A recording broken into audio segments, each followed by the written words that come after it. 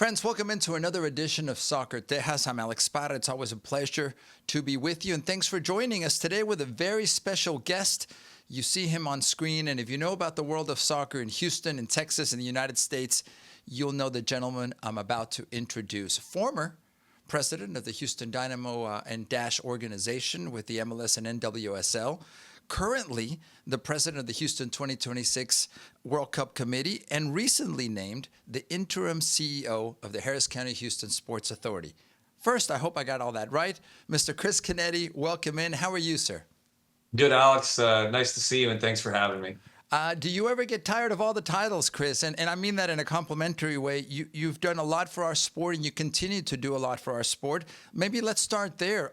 You've built up a lot of experience, and in a few minutes, I'll have others compliment you for what you've done. But you love the sport. You've been around the sport for many years. Yeah, absolutely. Obviously, soccer is the fastest growing sport in this country, and I've been a part of it since 2000 through my profession. And it's been great over the last 24 years to see the progression and the growth of the game in this country, and to have played a small part of it overall, both in Major League Soccer, NWSL, and here through the World Cup efforts. So look forward to what 2026 is going to bring for soccer in our country, and how it further elevates the game and takes it to a whole new level. The recent announcement and the leadership change at the Harris County Houston Sports Authority, for many was a time to maybe hit the reset button, Chris. And what can you share with us about that change? What I can share with you, we just recently spoke to County Commissioner Adrian Garcia, who said, you know what, we need someone that knows soccer and that knows the World Cup.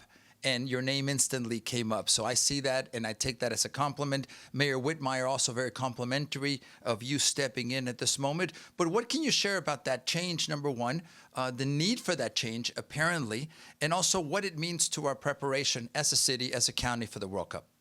Yeah, so of course I've been at the helm of the World Cup efforts since 2018, first in the form of when we were bidding for the World Cup.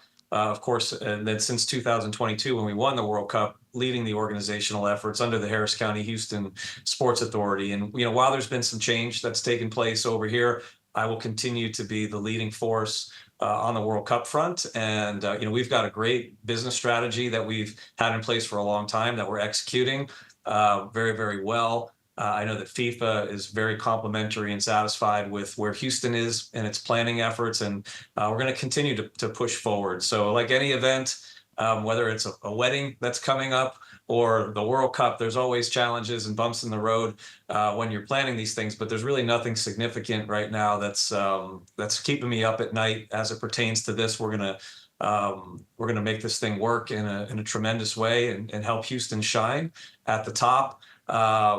There has been a change of leadership over at the Harris County Houston Sports Authority. I was asked to step in and help keep the ship steady over the course of time. My hope is that this role is very, very short-term interim tag, and that they're able to find the permanent replacement so that I can put all of my focus on the World Cup, which if we're going to start setting up for this thing around April of 2026, we're 18 months away. A lot of work to do, and that's where I'd like to place my focus as soon as possible. Absolutely. Chris, do you see yourself being in this position through the World Cup or not? And again, maybe others are the ones that will decide that. It seems to me logically to have you there because this is the big event that's coming up short term now here for our city and county. Yeah, to be honest with you, I don't expect that to be the case. I expect this to be a short-term interim tag. I think new leadership will ultimately come in and take over and focus on the things that the Sports Authority has on its plate, which is vast and numerous and requires a whole set of oversight on its own. Whereas I would, prefer to focus solely on the World Cup. Again, this is the biggest sporting event in the history of the world, probably the most significant sporting event we'll ever have come to Houston. And the attention and priority needs to be laid on that going forward so that we can shine as a city on the global basis. Chris, do you feel we're on time? And it seemed, and this is my interpretation of some of the mayor's comments, that we were behind in some way, or some things weren't being done properly. And it's not about the past. I'm not asking, but are we in a good position today as we have less than 2 years? Yeah, we're in a great position. We have a very extensive, complicated agreement in place with FIFA to deliver many, many things for them through this World Cup. We are completely on track with everything. As I said, FIFA is continuously complimentary about Houston and its efforts and how we're leading the charge in many, many ways. This agreement that we have with FIFA to put all these things in place is going to cost our committee a lot of money to meet these obligations. And so part of this is going out and fundraising, and we've done quite well on that front as well. Leading the pack, if you will. So on all of those things, we're in a good place. Everything is organized, buttoned up, and we're on the right track. And proud to be able to say that at this point. Chris, you've been around the world of soccer, and in particular Houston soccer, for many, many years, well over a decade. I think 13, 14 years. Maybe it's the first time you and I met when you were with the Dynamo organization. Where do we find ourselves as a soccer community with the World Cup coming? Look, I also, for full transparency, I'm the lead at a club out of Canetti, SG1 Soccer Club. There are so many different competing brands, different leagues, different pathways, and we can have that conversation maybe another day. I find that many families tend to be confused about the youth side, how this works with connecting to the professional side. But I think the World Cup might be an opportunity, Chris, to bring us together. Is that maybe the way you see it? Excuse me, the way you see it? Yeah, it's 18 years, by the way. We go back all the way back to the Dynamo's inaugural season of 2006. Yeah, look, all the points you made are completely spot on. Those are real challenges and issues that exist in the game from the youth level all the way and up to the pro level. I would say that none of those issues are unique to Houston. They exist in every market across the United States, and those are the challenges that people are trying to address, and the issues that people are trying to fix. I do think that the World Cup being here in 2026 is an opportunity to make an impact on those things and to help push some of those things along. That will take place if we can all kind of come together at this important time for soccer in our country, rally around the World Cup, and kind of come under one umbrella for once, and seek solutions to some of these real challenges about how do we further the game and how do we grow it in this country.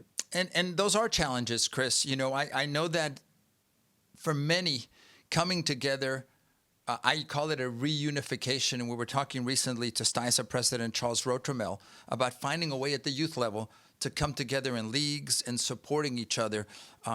It's a difficult task. I'm going to say it from my perspective, and I'm certainly not one that would pretend to know how to do it.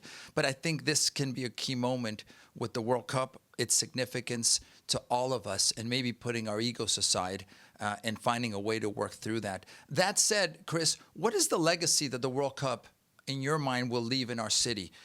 Be it something tangible like fields and opportunities for more kids and for anyone to play the sport. Is that something that's also part of your thinking and planning? Yeah, growing the game is definitely one of the key legacy components to even being to one of the reasons why we even want to host the World Cup, right? There's going to come a time when the final whistle blows and everybody has gone home, and it will have been an amazing event with a lot of excitement and joy. But the key is, what has that event done to leave a lasting impact in our community? And certainly growing the game is the driving force behind it. And that means all of the things that you just said. That's more access to the game for youth.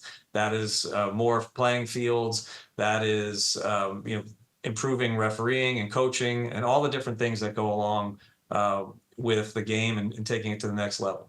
What is your message to many of us in the soccer community, Chris, that maybe haven't gotten on board? And I'm not saying me personally, Alex Parra, but others that see the World Cup as something that doesn't affect us at the grassroots level. I think there's a connection there personally that can be made. How can we get involved? And we may not all fit into that stadium because there's going to be a limited amount of tickets.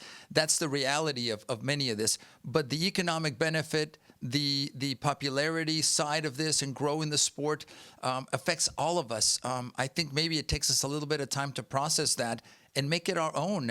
This is an opportunity. Again, I go back to that point. We need to do something about that. Well, you're absolutely right. I couldn't agree with you more. Having the World Cup here in 2026 is an opportunity to grow the game at all levels. It's just not about putting on these soccer matches that people attend and enjoy. When you look back at the history of it, in 1994, the World Cup was here in the United States, and we were a very immature soccer nation at that time. And the World Cup coming here, spurred the growth of the game. It led to the creation of Major League Soccer in 1996, with Major League Soccer coming into all these markets and growing and impacting so many different people. It's had this trickle-down effect on the game. So now we fast forward 32 years in between the two World Cups, from 94 to 2026. We are a much more mature soccer nation, but we're not where we ultimately can be. We certainly have a different culture here in this country for the sport than some of the other major soccer nations around the world. But having this World Cup here in 2026 presents that second opportunity, if you will, 32 years removed, to also have a tremendous impact on the game. We know that this World Cup's going to touch a lot of people, create a lot of enthusiasm, and bring a lot of eyeballs to the sport. And all of those things will hopefully give rise to the opportunity that you mentioned for people to come together and positively grow the sport. Chris, as an international city that Houston is, as a diverse community that we are, how are you getting that message out? And is there a plan here, maybe short term, to begin a marketing campaign about the World Cup and involvement? Can you share any of that? I know some people have said, listen, I didn't know the World Cup was coming. And maybe it's not a soccer kind of crowd that maybe didn't know that. But now we're less than 2 years. Is that maybe one of the many things on the list to deal with? Yeah, you're exactly right. So, for the first couple of years, a lot of logistical stuff behind the scenes being done to get things in place, stadium renovations, fan festival sites, training sites, hotels, airports, fundraising, all these kind of things that are not public facing. But as we creep closer and as we start to turn the calendar from 2024 to 2025, the engagement with the community will substantially ramp up. We will be doing more and more to communicate just the basics about the World Cup and what it means to our city and the opportunity it means for our city. And we'll be trying to engage as many of our citizens as we can to participate and to be a part of this, because it is so monumental to our city. So people can be on the lookout for a much greater outreach on this around the end of this year, the start of next year. Chris, you corrected me, and you're right? 18 years you've been around Houston soccer. What I have seen, sir, is a continued increase in the coverage. I'm going to call it from mainstream media. Can more be done? And I'm so grateful to some stations, Fox 26 and others, that are consistently covering our sport, whereas maybe 18 years ago they weren't, certainly at the same level. I guess my question is, you've seen this evolution of coverage. It has become a lot more mainstream, I think, mainly because of also Spanish language media. And we live and thrive with the sport. Talk to us about that piece of it, how there's a lot more, a higher profile for our sport. And certainly with the World Cup coming, I think it raises that coverage to another level. Yeah, look, the reality is there are lots of challenges that come along with the sport of soccer in this country at this time. But the other way to look at it is every single challenge that exists is an opportunity for the future. Yeah. And when we look back, let's just say over the last 25 years of the growth of the game here, those challenges have become smaller and smaller. Certainly getting general market media coverage is a need, is something that will help grow the sport. But everything is taking place over time. We're starting to have generational shifts, demographic shifts, all different kinds of things that, again, create that opportunity for this bright future, for this game, and for organizations like the Dynamo and the Dash and others in this community to just continuously grow. Major League Baseball has been around since the late 1800s, and Major League Soccer has been around since 1996. When we started at the Dynamo in 2006, there might have been a 7-year-old boy attending his first game, and now that boy is 25. And pretty soon he'll be having his own children, and the first place he'll be taking his kids are to Dynamo and Dash games. So again, it takes a little bit of time. It takes a little bit of a generational movement, and all the signs are pointed towards these things happening. Chris, your knowledge of this obviously puts you in a unique position, I think, and we're so proud that you are leading us in this charge. A couple of quick ones. I was asked by some fans to have you maybe talk about where you see the Dynamo organization today relative to making the playoffs, and the Dash, who are not in the playoffs, but you've been around both of these organizations. How do you see short-term the future for the Dynamo? Can they win another MLS Cup? Number one, and the Dash. It's been a frustrating season, but maybe it's time to reset that organization as well a little bit and see where it goes. Any comments on the Dynamo Dash, please, sir? Yeah, first and foremost, Ted Siegel is a tremendous owner, and he's been, I believe, the owner for 3 years, if I'm not mistaken, at this point. And certainly, this is a gentleman who's fully committed to doing things the right way. Everybody can see the investments that he's making in the players on the field, the infrastructure at the stadium, the training complex, the technical staff, the marketing staff. No doubt about his commitment to making this thing work and getting it right. We're starting to see the results of some of that commitment. The Dynamo has made the playoffs in back-to-back seasons for the first time in a while. And there's no doubt in my mind that when the Dynamo consistently make the playoffs, it will return to the type of sold-out crowds and relevancy that we saw back in the early days of the organization and through the opening of the new stadium. So congratulations to Ted and Pat Onstadt and Ben Olsen on a tremendous job that they've done building the Dynamo. We know how it goes in MLS. You get into the playoffs and all bets are off. Any kind of run can take place. So hopefully the Dynamo can return to the MLS Cup for the 5th time.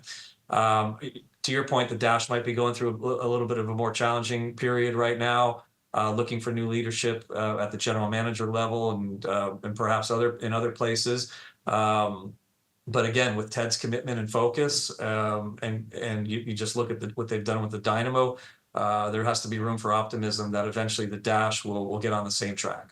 Another quick one. How do we come together on the youth side? Chris, you've also had some experience in dealing with our Houston youth soccer community. Again, I've been around for many years, and I say this publicly. It's a challenge. I'm going to put it that way. And all of us coming together. How can we do that? And can we rally around the World Cup? Can we come together, at least get in the same room? Often it's even that difficult. Again, back to Charles Rotremel, who's talking about reunification. I said, Charles, it starts with getting everyone, or at least some leaders, in one room. And he goes, yeah, that may be our first challenge. So how do we swing that side to I think, have more cooperation? We can have different ways of doing this, but I think we need to at least come together. Do you agree? I totally agree. There's no doubt about that. If I could solve that one, I'd probably be in a different position, making other things happen. But look, hopefully there is a willingness on all parties here. There's so many different silos operating independently here in the youth space, and it's not always in the best interest of the game or the best interest of the youth. And hopefully over time we can figure out the right way to get everybody in a room and talk about what is the best structure and setup in terms of how to do this. Again, I wouldn't say this is a Houston problem. This is a domestic problem across our country. Yeah.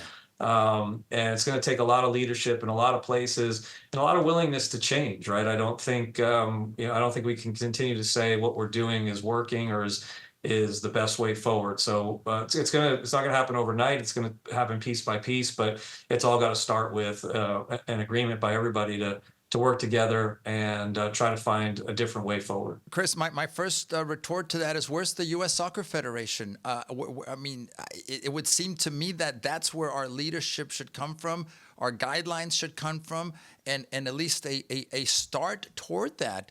I don't want you to be critical of the Federation, or maybe you are critical of the Federation. For many of us, it seems that, yes, they're there, focus on the national teams, but how does that trickle down to playing in parks in Houston on Saturdays and Sundays?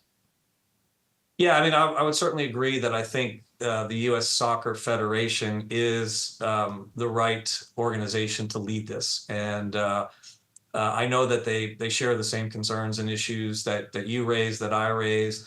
I also know that, again, it's a massive challenge, as we've said here on this conversation. So, but they are the right organization to lead this. Hopefully they're able to take some steps in the near future around the World Cup in particular, to help institute some things that will help initiate this change and get things moving in the right direction.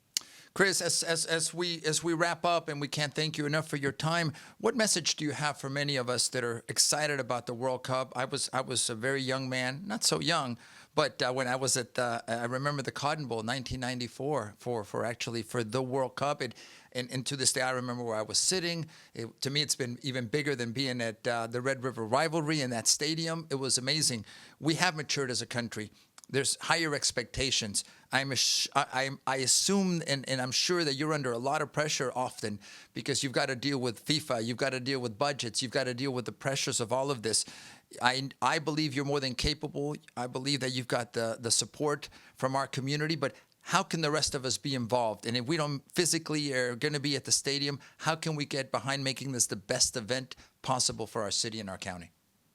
Yeah, look, the good news is we have a track record of rising together as a city, the spirit of Houston, as we like to call it, and coming together in these moments to make our city shine. And all signs are pointed towards that same exact pattern happening in 2026. Every door is open for us here at the host committee for people who want to get involved, get behind this, and support us in any way possible. In some ways, that's financially. In some cases, that's being a volunteer.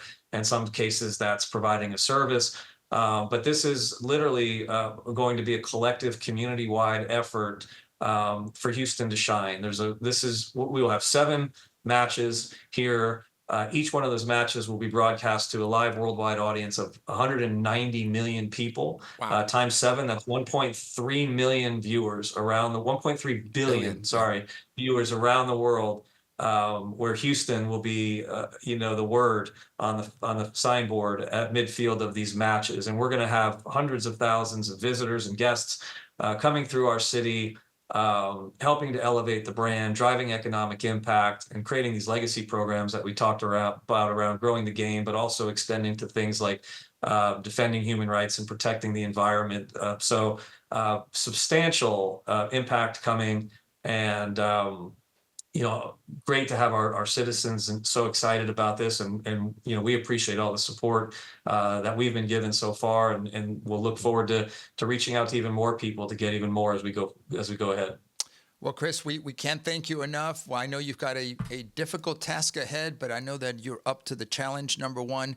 And let me tell you, you've got our support, and we've got to get behind this. And maybe this is also a pivotal moment for many of the issues, the topics we've discussed today. Chris, don't be a stranger. I know we'll be keeping up as we get closer to the 2026 World Cup. So thank you, sir, for your time. And any last message for our community? How from your own words? I'll let you have the last word, please.